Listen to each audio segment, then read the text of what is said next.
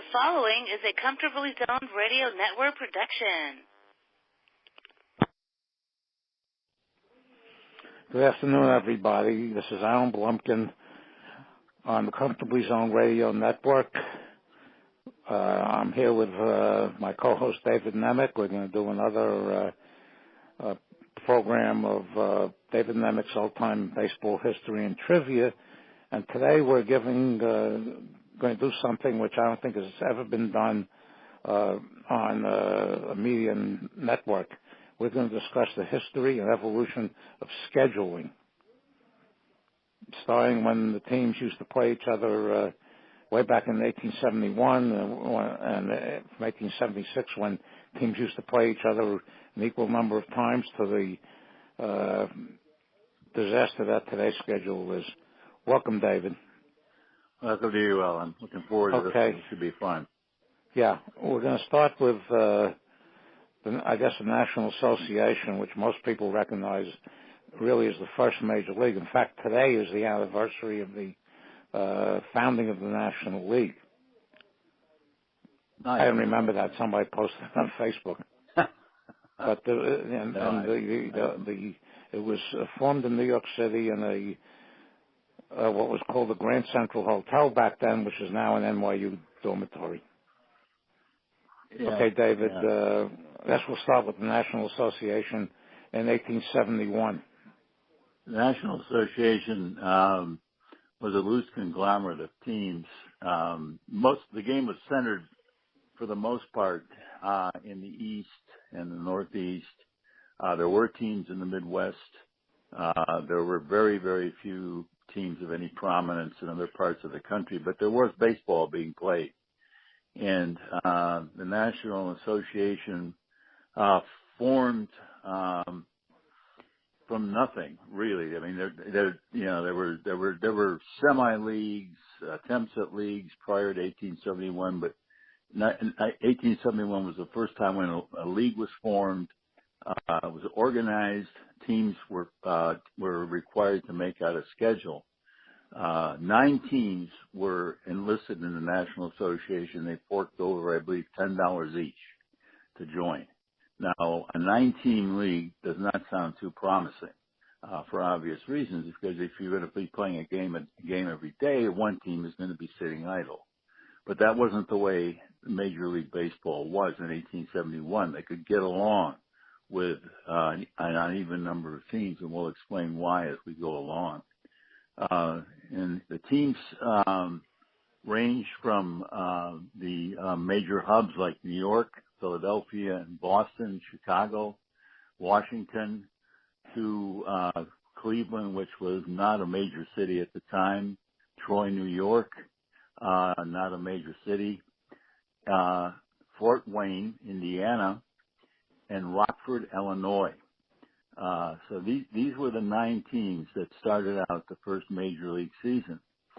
And the games were scheduled. The teams themselves were required to schedule games. And the standings weren't as they are today. Teams then were required to play a 5-game set with each opponent. So there were 9 teams in the league. You'd be playing 8 5-game sets. However, the first team to win 3 games of the 5 automatically ended the series. So the only way the series would go 5 games is it would be if the 2 teams were tied 2-2 after 4 games. They'd play a 5th game. So the schedules were by nature, even before the season started, likely to be uneven. It was possible for a team to play 40 games. It was also possible for a team to play only 24 games. If it swept every other team, it would play every other team 3 times. 8 times 3 is 24. So you can see there's a wide range of what number of games that could be played, how they could be played, what the results could be, and so forth.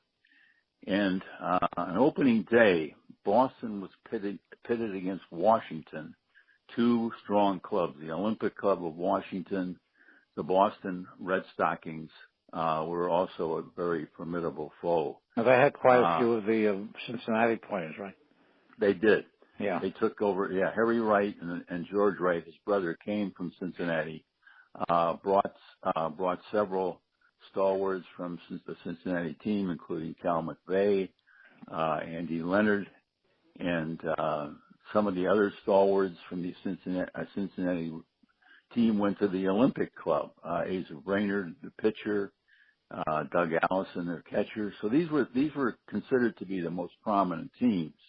The Philadelphia team was also thought to be a strong contender. The Chicago team had been very strong in 1870.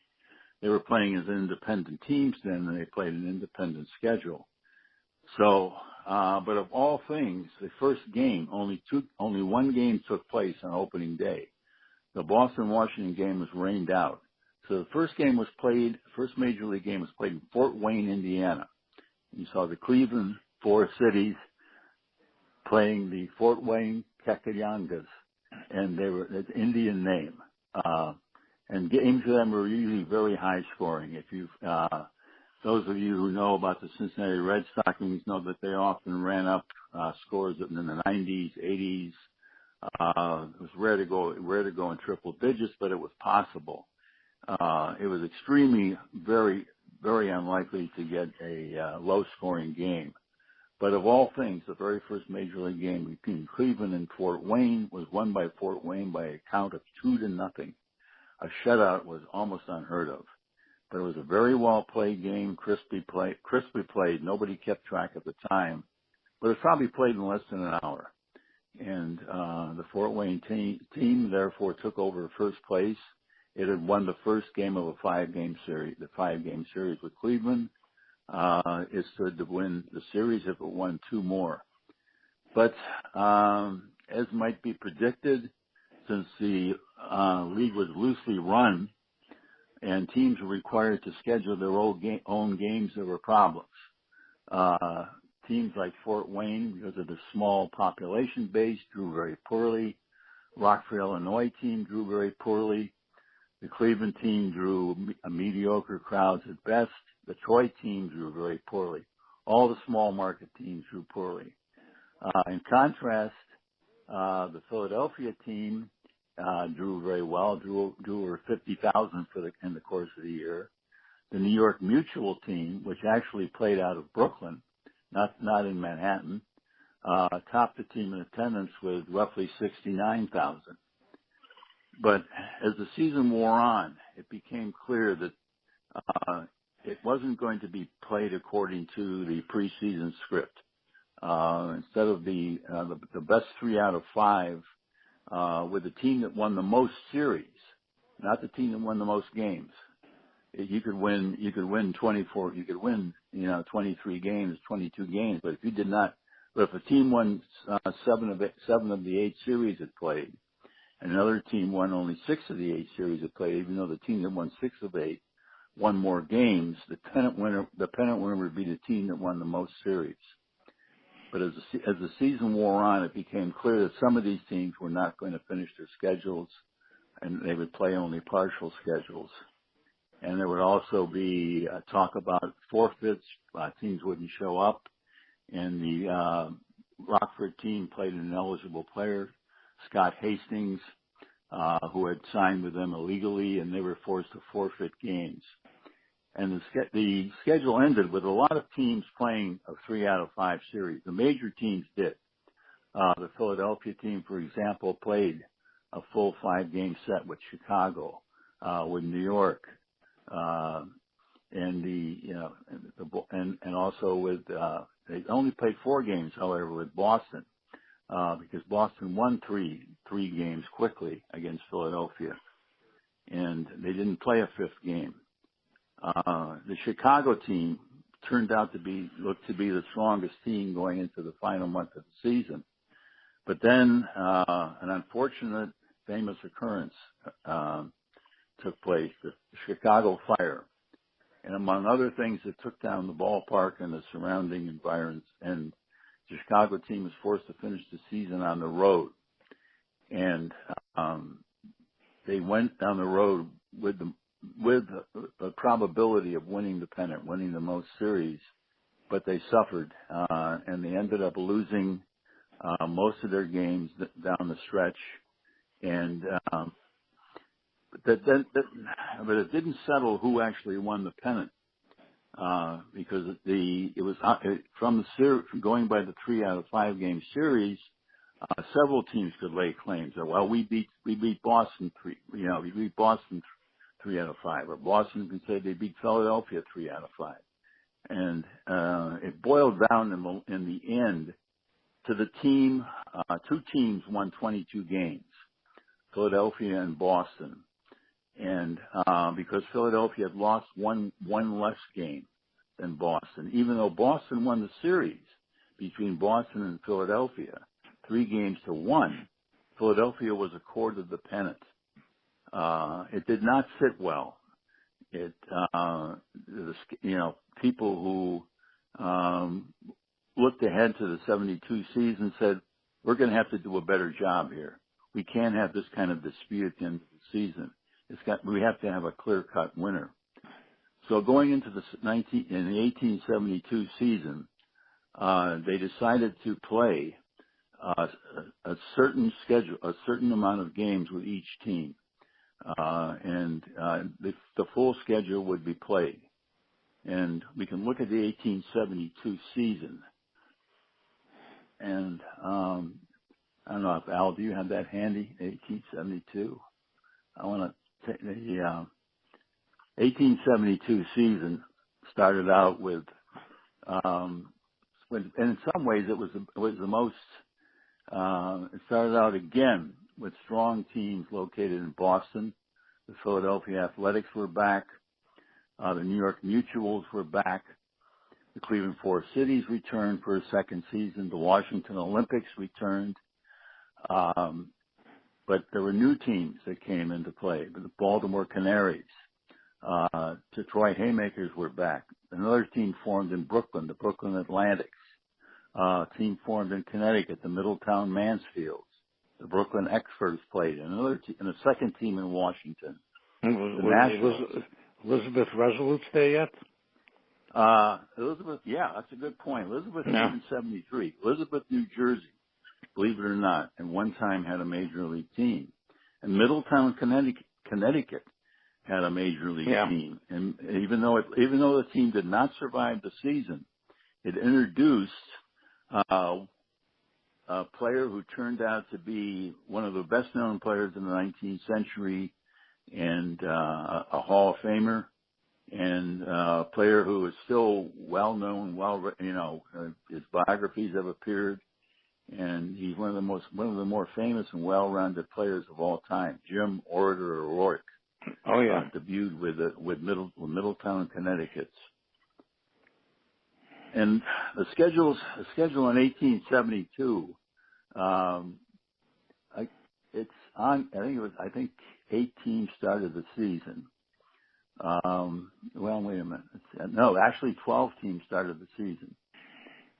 Let's see. 6. Yeah.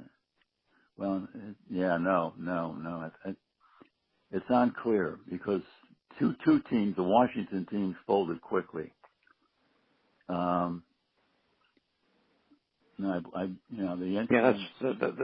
Those years are very, very hard because it wasn't, X team playing every other team in the league. Y number of times. They didn't. No. And 12 teams began in May when the season opened. But only 6 teams played enough games to qualify for the championship. And the way the schedule ran, the 12 teams were supposed to play each other an equal number of times. And as it turned out, the plan was to play, I believe, let's see, New York played Boston. 9. Each team was supposed to play every other team, I believe, 10 times. So that would have made a schedule of 110 games, if it had actually come to that. And but it didn't, and it became quickly became evident that it wasn't going to be a full schedule played. And teams, what they would do then, because the schedules weren't as compact as they are now, where teams were playing almost every day, and there were very, very few days off. Teams then would have a number of days off, and those days off are very important. They were the games. They would schedule exhibition games. Yeah, I read the that. exhibition games were often a bigger draw than the official league games. So a Boston team might play the Philadelphia team on Monday, and they'd schedule a game with them on Wednesday. But Tuesday they might play a game against Lowell, Massachusetts. Or if they were in Philadelphia, they might play a game against Camden, New Jersey. And these exhibition games would draw very, very well, because fans in other parts of the country, fans in smaller towns, were really, getting into professional baseball, and really look forward to seeing the players were beginning to be very well known. Philadelphia had pitcher Dick McBride, was very well known.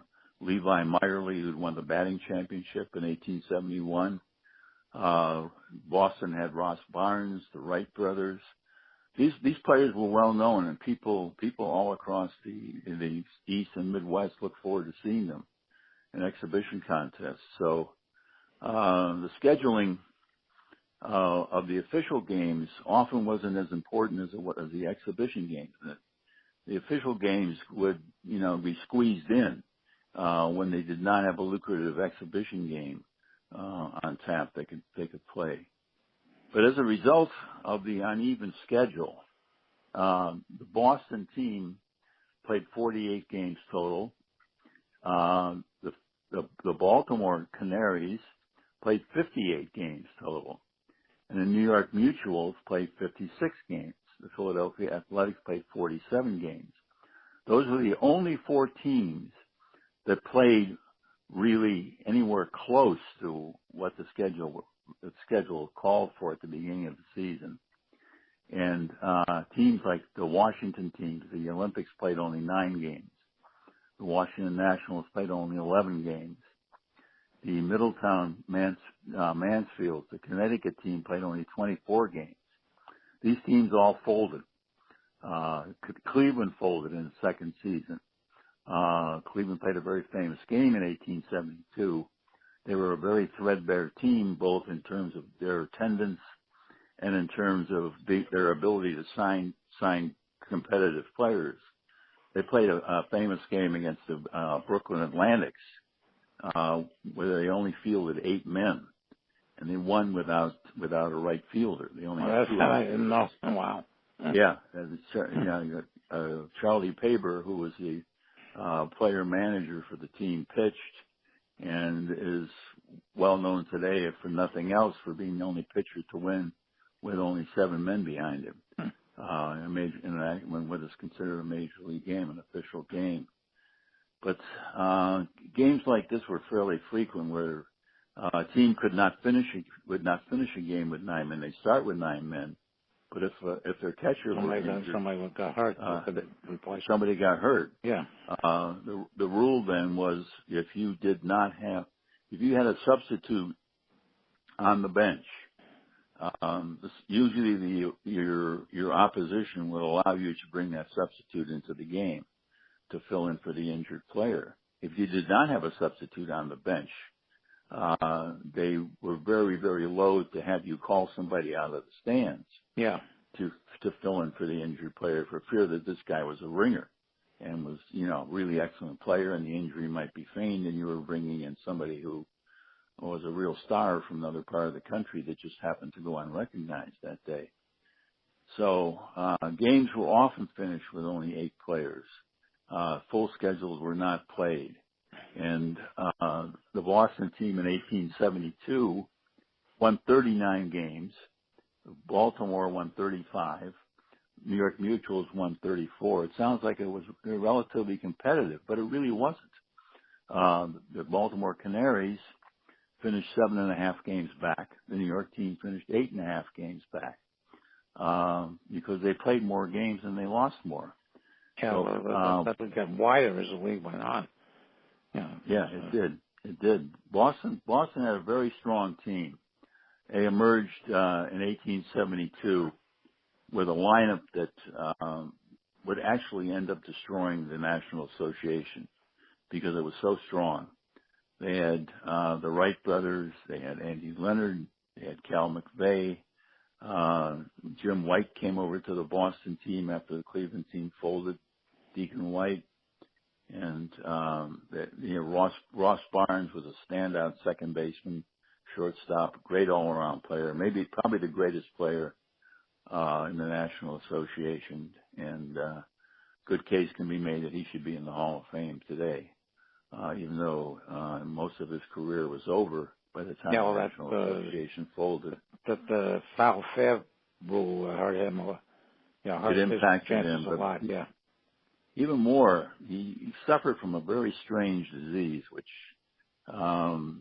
it may have even been something like chronic fatigue syndrome, which today still doesn't have a firm backing of the medical profession as a genuine illness. But I think it definitely is, and most physicians now would agree, because the number of people suffering from it is too high. And I think Barnes had a form of it. And it impacted on his skills. He was a shadow of his former self when he played his last couple of years of Major League Ball, and never was the same out for the rest of his life. Even though he lived into his 60s.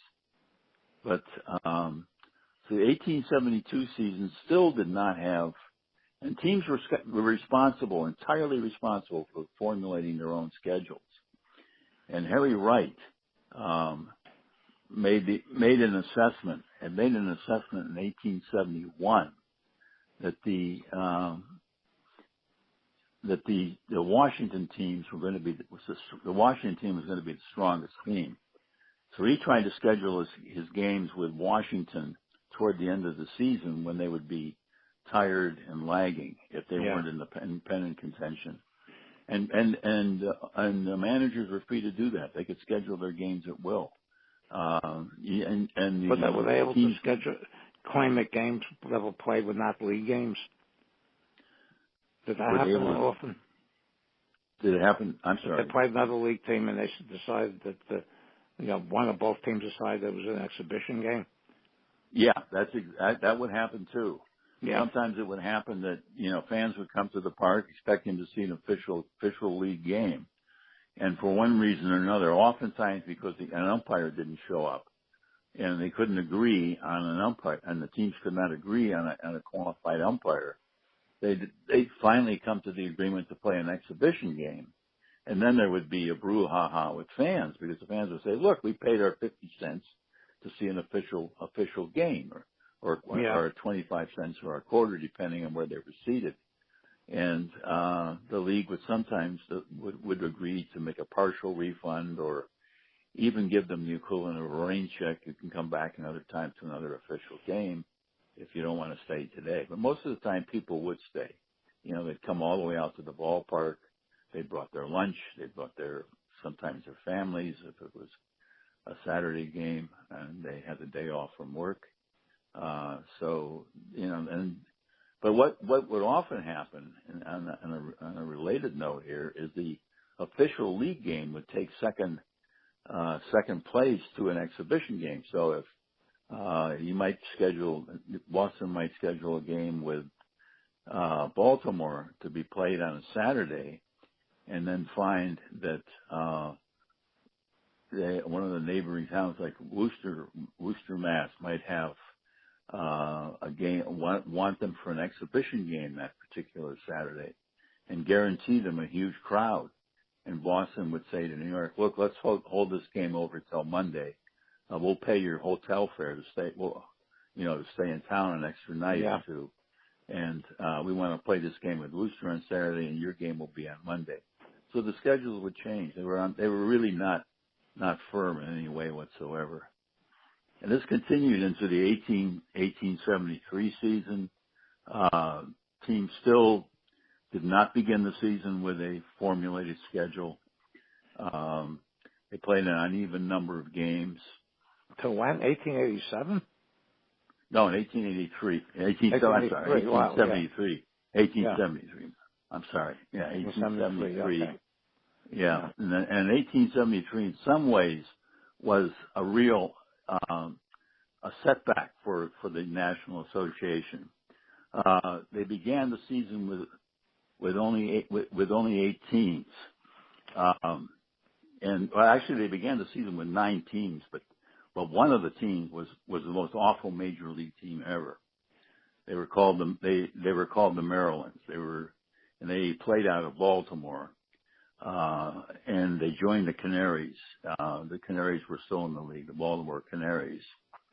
And the Elizabeth Resolutes, as Al mentioned, were also in the league that year, and the Washington Blue Lakes. And these teams did not finish the season, and the Marylands were so awful. They played only 6 games, and none of the games did they come within. I don't think there was a game where they came even within 10 runs of winning. They were 0-6, and the games were not played in the space of 1 week or 10 days, but they were spaced out over, I believe, 3 months. They played in April, they played in May. I think they played a game as late as July, but only 6 games total. So the schedule was, was crazy. There was no real schedule. But the better teams saw to it that they met as often as possible. Boston won the pennant again fairly easily. Not quite as easily as before because the second Philadelphia team formed the Philadelphia Whites, and the Whites gave Boston all they could handle. The 2 teams played a total of 9 games, and Boston won 5, and the Whites won 4. And the Boston pretty well handled everybody else, although they had trouble with the Athletics, the Philadelphia team. The Athletics beat Boston 5 out of 8. But Boston pretty much dominated all the rest of the teams and won the pennant fairly easily. And in 1874, again, the Boston team was a dominant team. And the 1874 season was, in some ways, though, the first season in Major League history where 8 teams started and basically 8 teams finished, although the Baltimore Canaries officially folded on October 16th. They did hang around long enough to qualify for the pennant. So with 8 teams, they drafted a 70-game schedule. This was the first year where the schedule was fixed at a number of games, and most of the teams came fairly close to playing their scheduled number of games. Wasn't that the season that Boston and Philadelphia, I believe, made a trip to England? Exactly. That had a great impact on the pennant race. While Philadelphia and Boston were away, and they were considered to be the 2 strongest teams going into the season, and with Boston considered at least a cut or 2 above. The New York Mutuals, while the Cat was away, they were at play, and they took over first place from Boston, while Boston and Philadelphia were in England trying to introduce baseball to the English public with mixed success. The game never really caught on. What the 2 teams would do, they would join forces. Some days they would play a baseball game, Philadelphia against Boston, as an exhibition. And other days they would join forces to form a cricket team and play one of the top cricket clubs. So it was a nice trip. It was a fun trip for all concerned. It did bring baseball to England. Baseball did, even though it never caught on as it did in some of the other European countries. The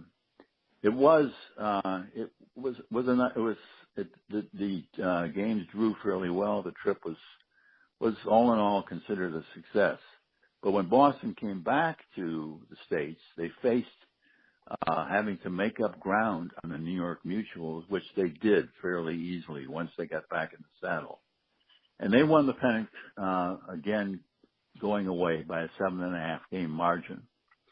But the Boston team actually played a 71 games, including 1 tie, a full 70 game schedule. Now, from all I can gather, they were the first team ever to play a complete schedule of games. They played 10 games against every other team. And they won every series except the one with New York. They split 5 games apiece.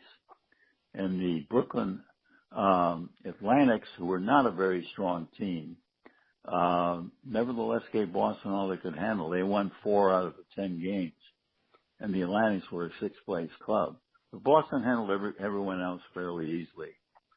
And so the 74 season really was promising. It looked finally as if they had a handle on how to organize a league, how to set up, teams really seemed to be able to set up schedules and stick to them.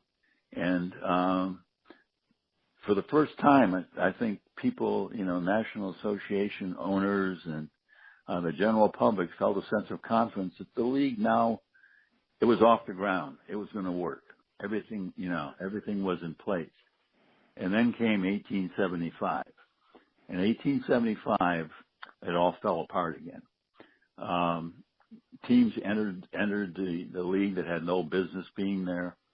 It was crazy. It was, absolute insanity. And let me try. There was still a $10 entry fee at the time. Yeah. No, 50. Oh, no. Wait. 50? It went up to $15. Wow. It went up to $15. Yeah. So with a $15 entry fee, 15. Wow. You had $15. You had teams like the New Haven Elm Cities decided to take a shot. The Keokuk Westerns took a shot. You had 2 teams from St. Louis. The first 2 teams that were west of Chicago, the St. Louis Browns and the St. Louis Reds. And the St. Louis Browns were well organized. The Reds were not. And so the league started with 12 teams, 13 teams actually. 13 teams started in the 1875 season, and only 8 of them were around at the end. And they played on an even schedule once again. And this time, Boston won by 18.5 game margin. They won 71. They were 71-8. I remember when I looked at the Kirk and Thompson and saw that for the first time. 899 winning percentage, which has never been matched, and I don't even think it's been matched in minor league ball. I don't know of a minor league that had a winner. The Golden State Warriors matched it in the NBA 2 years ago. In the NBA, they went, yeah. And they went 73-9. Yeah. And they still didn't wind up winning the championship. That was the Cavaliers. Yeah, Okay. Yeah, that year they lost. Right. Yeah. But so the Boston team was so dominant by the end of the 1875 season that, and also in 1875 there were no such things as a reserve clause. So you signed players for 1 year at a time. Although you could sign a player to a multi-year contract if you were willing to go along with you and you were handsomely enough paid.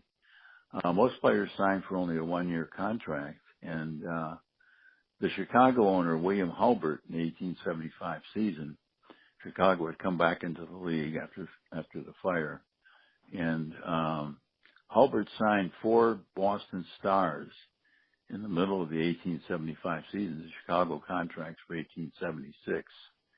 And that brought the National Association to its knees. That and the one-sided pennant race at the end of the season. And it triggered the National League, which got off the ground in 1876 under Hulbert's umbrella.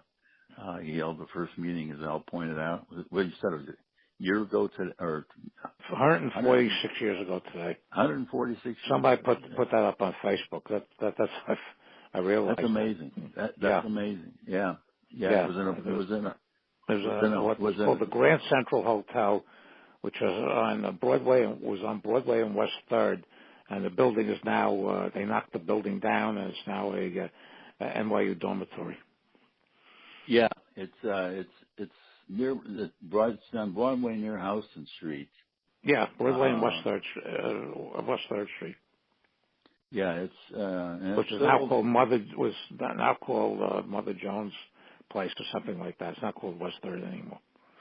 Yeah, it was a bar for a long time. Then because when Begley and I went down there a number of years ago, there's no plaque or anything up there. It's no. I understand the hotel was completely knocked down a whole bunch of years ago, and NYU bought the area and they put up a dormitory.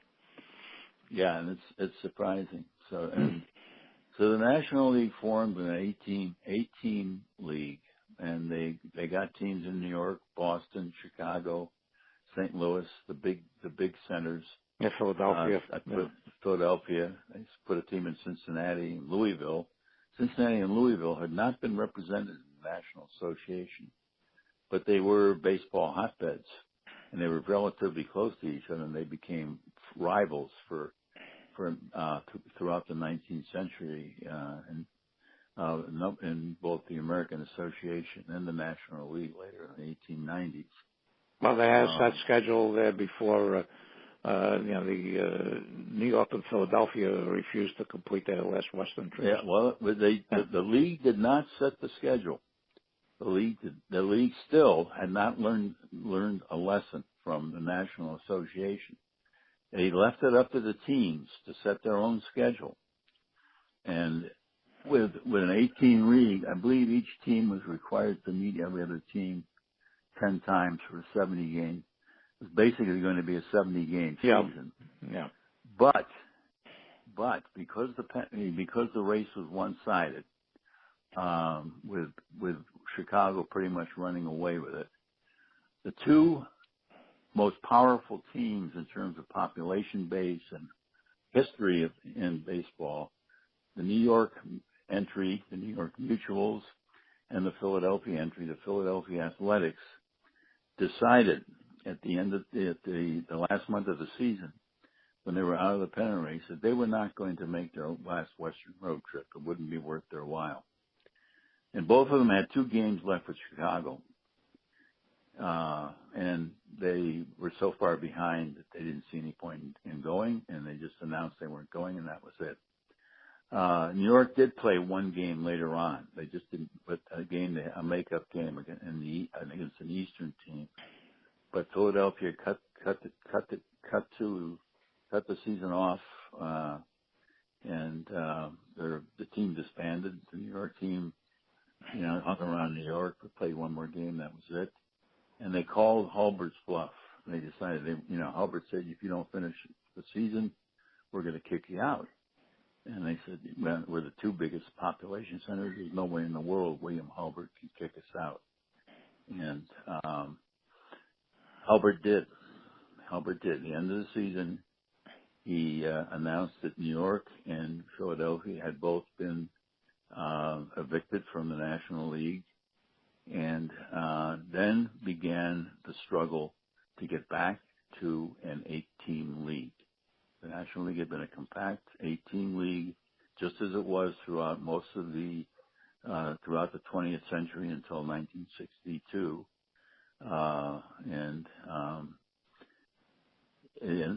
Aside from the 1890s when they had the 12-team league. Yeah. Right.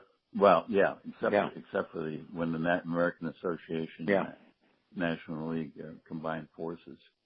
But in 1876, I think probably a good place to leave off here, because scheduling changes abruptly in 1877, and we'll get into this. For the first time in 1877, a league forms a schedule before the season starts. But it's only a 6-team league, and it's really a turning point in National League history, how the league got back to 8 teams and what happened. Okay. Because, I agree with you. This is again very educational. I'm learning things. Yeah.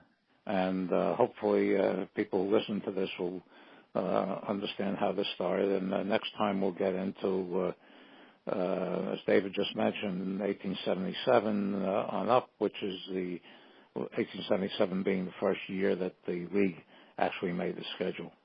So, David, I want to thank you.